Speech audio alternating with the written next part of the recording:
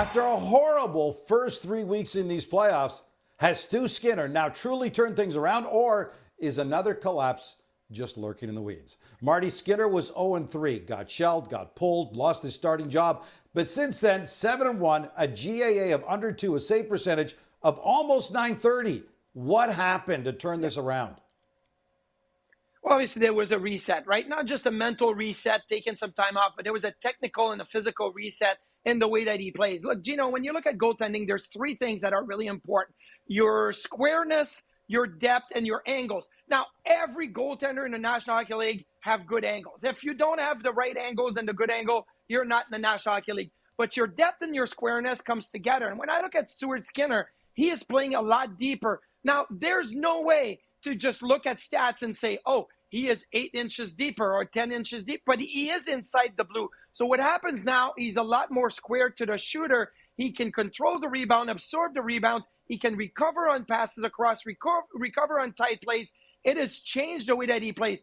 Now, has he opened up some holes? Is he vulnerable? Like a lot of the goals that have gone in on him, you look at, since returning, have been up at the top of the net. Yes, maybe he's given up a little bit more room higher in the net because he's a little deeper, but he's not chasing the game. He's not taking himself out of the crease. And all of a sudden, you're looking at him beating himself. It's not happening. So if you're going to put a good shot in and you're going to beat me clean, good.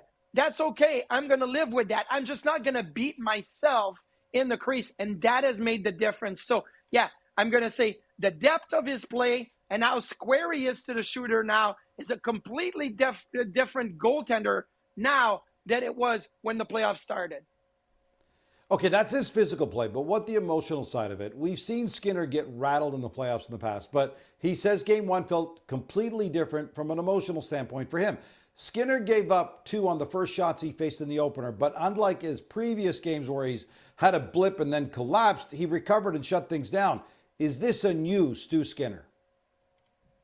Yeah, I think there's a lot of different factors to that now because this is the end of the road. You're not looking at the middle of November and saying, man, there's still 60 games left of the season.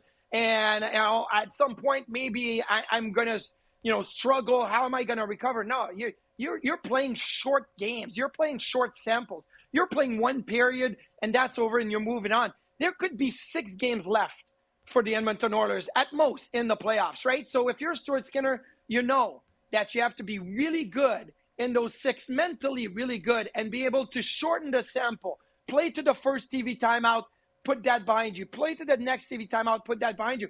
But when you look at game one, where I felt like Stuart Skinner was a lot different than what we've seen in the past is on the 1-1 goal. Sam Bennett ends up on his lap, right? And he gives it the old, like, this shouldn't count. And then they count the goal, and he gives up a goal on the power play right away. This could be an unraveling moment for Stuart Skinner to say, hey, we were up 1-0. Everything was fine. Terrible call on the allowing the goal. That should have been goalie interference. We gave up a goal on the power play right after, and boom, boom, boom would happen. Like it's 5-1 halfway in the game, and Stuart Skinner is unraveling. No, he stayed calm. He stayed focused. He put that behind him. The very next TV timeout, whoop, it's over. Put that behind you. You move on. That is what Stuart Skinner is doing now mentally. That is so different. He doesn't have to think about the rest of the game. Doesn't have to think about the rest of the season. What's my contract going to look like? Whatever, right?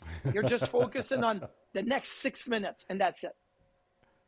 All right, you sound convinced, but Oiler fans have been burned by the two sides of Stu Skinner in the past, but now he's won 5 straight. He hasn't allowed more than 3 in any one of those 5 games, and that's against Dallas in Florida. How convinced are you that bad Skinner isn't lurking in the weeds and ready to make an appearance before this Cup final is done?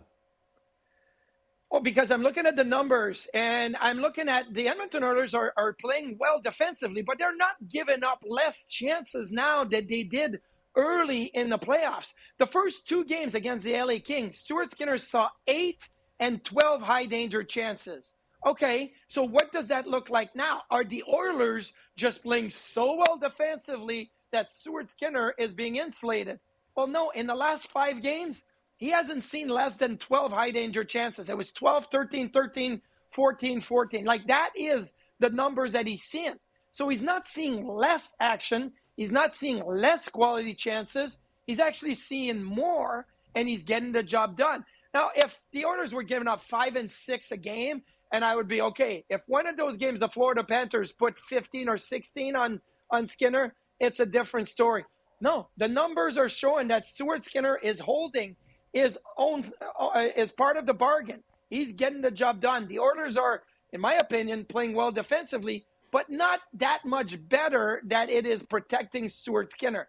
Skinner's getting the job done, and that is shown. And here's the other thing, too. I think Stuart Skinner is really good at, Gino, is playing the puck.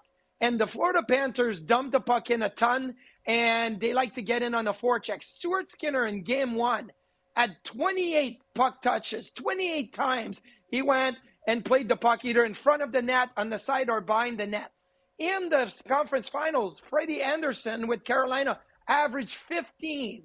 So there's 13 times that the Florida Panthers were able to get in on the forecheck that, against Carolina, that they saw that they did not see against the Edmonton Oilers.